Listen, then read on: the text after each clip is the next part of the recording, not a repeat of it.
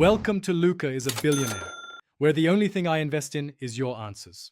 In this video, I will explain how to brew your own kombucha. First, gather your essential ingredients. A healthy SCOBY, 1 cup of starter tea, 4 to 6 black tea bags, and 1 cup of granulated sugar. Next, ensure all your brewing equipment, like your 1-gallon glass jar, is thoroughly sanitized. Finally, brew 4 cups of strong black tea, dissolving 1 cup of sugar completely. Let it cool to room temperature.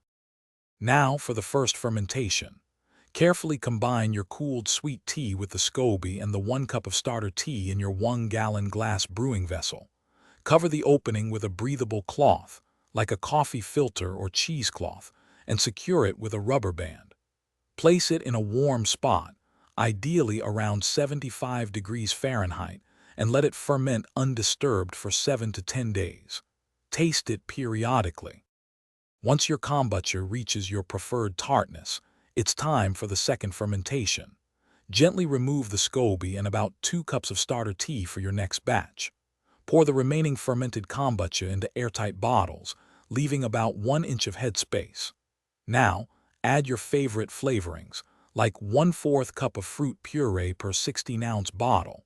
Seal them tightly and let them ferment for 1 to 3 days to build carbonation.